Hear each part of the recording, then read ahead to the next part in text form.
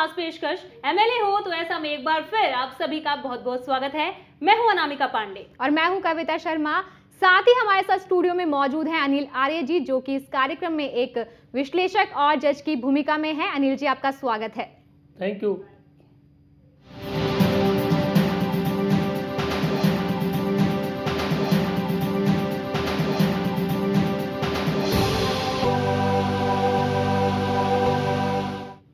हमारा देश एक लोकतांत्रिक देश है, लिहाजा यहाँ विधायक और सांसद जनता ही चुनती है और फिर बनती है सरकार। लेकिन मौजूदा राजनीतिक ताने बाने में चंद वोटों के लिए राजनेताओं ने हमारे लोकतांत्रिक सिस्टम को गलत तरीके से इस्तेमाल करते हुए जनता को जातिवाद, क्षेत्रवाद और धर्मवाद जैसे कई वर्गों में बांट दिया है।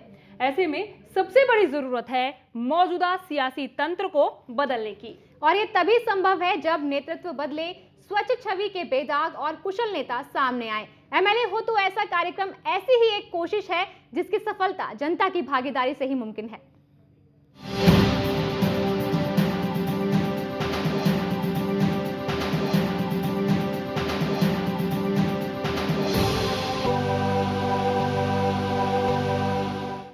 सूबे के तमाम हलकों में बेहतर नेता का चयन और जिम्मेदार विधायक तलाशना ही इस कार्यक्रम का मकसद है।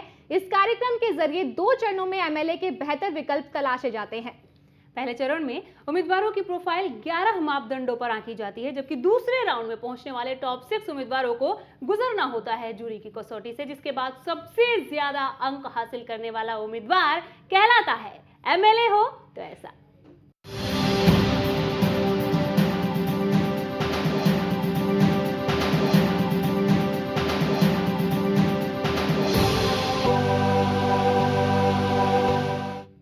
फिलहाल अनिल जी हमारे साथ स्टूडियो में मौजूद हैं। अनिल जी, एमएलए हो तो ऐसा इस कार्यक्रम के एक बहुत ही अहम हिस्सा है। आप क्या लगता है इस कार्यक्रम के जरिए जो उम्मीदवार विजेता बनते हैं वो कितने सक्षम हो सकते हैं मौजूदा हालात और राजनीतिक तंत्र को बदलने के लिहाज से? अनामिका, जो इस शो के विजेता होते हैं वो एक अग्नि परीक्षा से गुजरने के बाद विजेता बनते हैं। उनको जूरी के राउंडों से गुजरना पड़ता है। उससे पहले जो 11 मापदंड हैं उनसे भर के वो फॉर्म भरता है, राउंड में आ जाता है और टॉप 6 में पहुंच सकता है। लेकिन अगर विजेता बनना है जी, तो उसको जूरी की कसौटी पर खरा उतरना होगा। उसको जनता की अदालत में बताना होगा कि उस क्षेत्र की समस्याओं को वो कितना समझता है, कितने सलीके से समझता है, कितनी संवेदनशीलता से समझता है और उसके पास अपने क्षेत्र के विकास के लिए, अपने मतदाताओं के उत्थान के लिए क्या विज़न है, क्या सोच है। कहीं ऐसा तो नहीं कि जनता उसको विधायक बना दे और बाद में पछताए, कह रहे कैसे व्यक्ति को विधायक बना दिया जिसको इस बात से मतलब ही नहीं कि हमारी दिक्कतें क्या हैं, हमारी प्रॉब्लम्स क्या हैं, चाहे करप्शन की बात हो, चाहे मूल सुविधाओं की बात हो, चाहे कोई और बात हो। अगर उस प्रतिभागी, उस प्रतिनिधि को ये नहीं पता होगा कि तेरे क्षेत्र की जनता चाहती क्या है जी, उसकी ज़रूरतें क्या हैं, उसकी बुनियादी समस्याएं क्या हैं, और अगर समस्याओं का आपको पता है, उनका समाधान का नहीं पता, तो जनता उसको अपना प्रतिनिधि चुनकर पछताएगी। हम जूरी राउंड में इन्हीं कसौटियों पर कसते हैं। हम प्रतिभागी से जानना चाहते हैं कि तेरे क्षेत्र की समस्याएं क्या हैं। हम सिर्फ उसके क्षेत्र की समस्याएं नहीं समझते, हम उससे पूछते हैं कि आप इन समस्याओं के लिए क्या करेंगे, आपका विज़न क्या है, आप अपने क्षेत्र के मतदाताओं को, अपने क्षेत्र की जनता को, अपने क्षेत्र को कैसा क्षेत्र बनाना चाहते हैं, क्या उनको सुविधाएं देना चाहते हैं, कैसे बेरोजगारी की समस्या खत्म करना चाहते हैं, कैसे आप हेल्थ के इश्यूज को सॉल्व करेंगे, कैसे आप सफाई की बात करेंगे, कैसे आप स्कूल्स की बात करेंगे, कैसे कानून व्यवस्था की बात करेंगे, कैसे व्यापारियों के हित की बात करेंगे, किसान के हित की बात कैसे करेंगे, महिलाओं की बात कैसे करेंगे, या सामाजिक ताने बाने की बात हो, हम खाप पंचायत की बात भी करते हैं उससे, हम किसानों के समर्थन मूल्य की बात भी करते हैं उससे, हम महिलाओं को आगे बढ़ाने की बात भी करते हैं।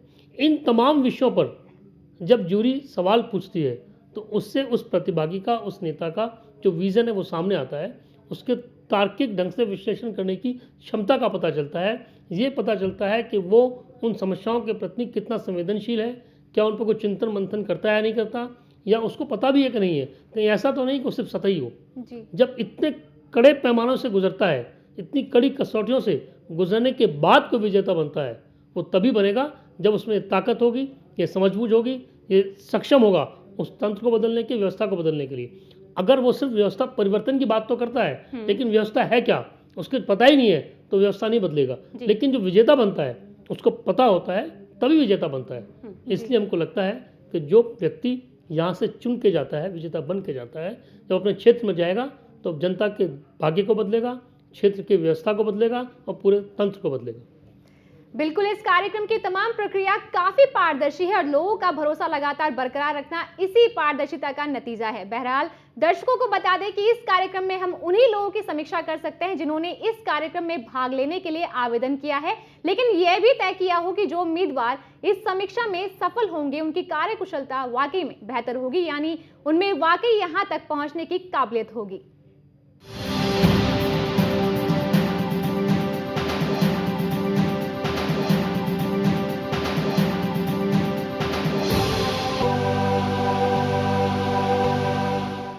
तो चलिए, एमएलए हो तो ऐसा कि आज की कड़ी में रुख करते हैं पानीपत ग्रामीण हलके का। ये इलाका अच्छी खासी राजनीतिक हैसियत रखता है। रूबरू होते हैं यहाँ के वोट समीकरण, मौजूदा हालात और राजनीतिक इतिहास से। इस बार हमारी टीम पहुंची पानीपत ग्रामीण हलके में, जहां मतदाताओं की कुल संख्या 1,51,228 है, जिसमें पुरुष मतदाताओं की संख्या करीब 1,05,481 है और महिलाएं तकरीबन 85,747 हैं। अब जरा नजर डालते हैं यहाँ के जातिगत ढांचे पर। यहाँ की कुल आबादी 3,71,158 है, जिसमें जाट करीब 9.83%, पंजाबी करीब 6.60%, ब्राह्मण तकरीबन 4.31%, मुस्लिम 2.96%, सिख करीब 1.34% और अन्य समुदाय के लोग तकरीबन 23.33% शामिल हैं। अब नजर यहाँ के राजनीतिक ढांचे पर। पानीपत ग्रामीण को 2009 में पहली बार विधानसभा का दर्जा मिला और यहाँ से ओम प्रकाश जैन निर्दलीय विधायक बने, जिन्होंने बाद में कांग्रेस को समर्थन दिया और तब सरकार ने इन्हें परिवहन एवं पर्यटन मंत्री भी बनाया, जो फिलहाल करनाल के गांव कंबोपुरा के पूर्व सरपंच के हत्या के मामले में जेल में है। ओम प्रकाश जैन ने 2009 में इनेलो के सतबीर सिंह कादियान को हराया था, जो पूर्व स्पीकर भी रहे हैं। यहाँ से ओम प्रकाश जैन विधायक है। हमारा भी यही कहना है कि अगर जनता उनकी कार्यशैली से संतुष्ट है तो उन्हें फिर से चुने, लेकिन अगर जनता उन्हें जाति, एहसान, किसी दबाव या स्वार्थी की पूर्ति के लिए वोट डालती है तो जनता भी मौजूदा व्यवस्थाओं के लिए उतनी ही जिम्मेदार है जितने की नेता। अनिल जी, पानीपत ग्रामीण का राजनीतिक समीकरण क्या कहता है? कविता, पानीपत ग्रामीण की जो सीट है 2009 में पहली बार वो सीट बनी थी परिसीमन के बाद। उस जो क्षेत्र है उस क्षेत्र में पानीपत आउटर की काफ़ी सारी कॉलोनी और गांव आते हैं, उनको मिलाकर एक सीट बनी थी। 2009 में जो परिसीमन हुआ, मुख्यमंत्री ओम प्रकाश चौटाला के टाइम में शुरू हुआ था। उन्होंने अपने लाभ के हिसाब से कि कहाँ हम अपनी कैंडिडेट्स को चाहे जातिगत आधार पर हो चाहे दूसरा हो जिता सकते हैं, इस ढंग से सीटों का परिसीमन किया गया था। इस सीट पे जाट वर्सेस नॉन जाट का एक फैक्टर रहता है। पिछली बार भी जो नॉन जाट थे वो सारे ओम प्रकाश जैन के पक्ष में खड़े हो गए और ओम प्रकाश जैन जीत गए। कांग्रेस की प्रसन्नी देवी की जमानत जब्त हो गई थी। तीसरे नंबर पे जो रहे थे वो इनेलो के कैंडिडेट थे जो तीसरे नंबर पे रहे। और इस बार स्थिति यह है कि ओम प्रकाश जैन विधायक तो बन गए, आज़ाद उम्मीदवार थे, सरकार की मजबूरी थी। कांग्रेस के पास 40 विधायक आए थे, समर्थन चाहिए था, हजका के भी लिए और इंडिपेंडेंट पे लिए। और उस इंडिपेंडेंट जो कैंडिडेट्स थे उनको सरकार की मजबूरी थी कि उनको मंत्री बनाए, कांग्रेस की उनको मंत्री बना दिया। लेकिन वो एक सरपंच हत्याकांड में ऐसे फंसे कि वो फिलहाल जेल में है। जेल में है तो वहाँ क्षेत्र का कोई काम नहीं हो रहा, ना लोगों से कोई आना जाना, ना कोई संपर्क निश्चित तौर पर नहीं है। कल हरियाणा गवर्नमेंट ने हरियाणा में 847 कॉलोनीज को नियमित किया है और पानीपत आउटर की एक भी कॉलोनी वहाँ नहीं है, जबकि पानीपत शहर की 4 कॉलोनी नियमित हुई हैं। और पानीपत आउटर की करीब 67 कॉलोनी ऐसी थी जो ये मांग कर रहे थे कि उनको नियमित किया जाए, पर वहाँ सर्वे ही नहीं हो पाया। नगर निगम, नगर पालिका, नगर परिषद ने वहाँ सर्वे ही नहीं किया। कारण कि ओम प्रकाश जैन जो विधायक हैं वो अंदर है, तो वहाँ सर्वे कराएगा कौन? तो ये बहुत बड़ा धक्का वहाँ के लोगों को लगा। ओपी जैन जब चुने गए वहाँ पर, उससे पहले ओपी जैन वहाँ लोगों के बीच में लोकप्रिय इसलिए थे कि वो सहज सुलभ उपलब्ध थे। वहाँ जो आउटर कॉलोनीज में जो वोट्स हैं वो प्रवासी वोट्स काफ़ी हैं, जो उत्तर प्रदेश और बिहार के काफ़ी लोग रहते हैं, क्योंकि नई छोटी छोटी कॉलोनी है। और जो पानीपत एक पूरा इंडस्ट्रियल एरिया है, वहाँ जो लेबर काम करती है वो सारी वहाँ पर है, वो उनको वोट काफ़ी हद तक मिली। इस बार ओपी जैन के चुनाव लड़ने की संभावनाएं बहुत कम है। कोर्ट से क्या होता है क्या नहीं होता।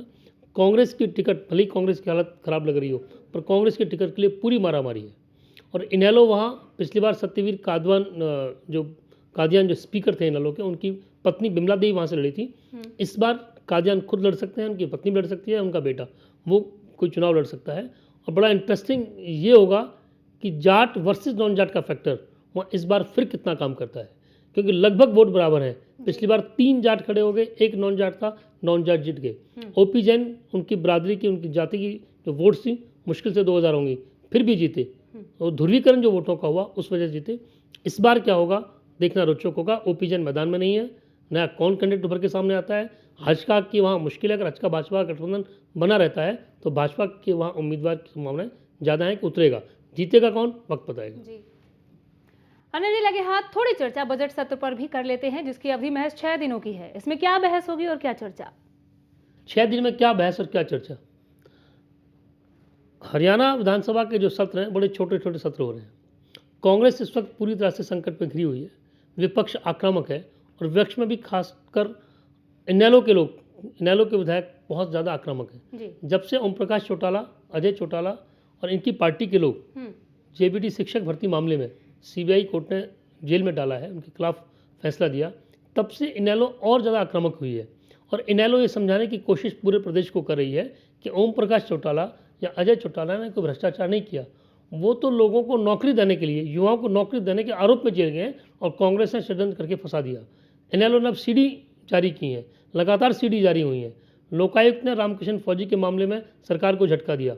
ये सारे मुद्दे ऐसे हैं जो सरकार को लगता है कि विधानसभा अगर लंबी चली, सत्र लंबे चले तो उनको घेरा जा सकता है। चाहे अशोक खेमका का मुद्दा हो, चाहे सेज की ज़मीन की बात हो, चाहे सीडी का मामला हो, करप्शन के मुद्दे हों, इन सब मुद्दों पे सरकार बचाव की मुद्रा में है।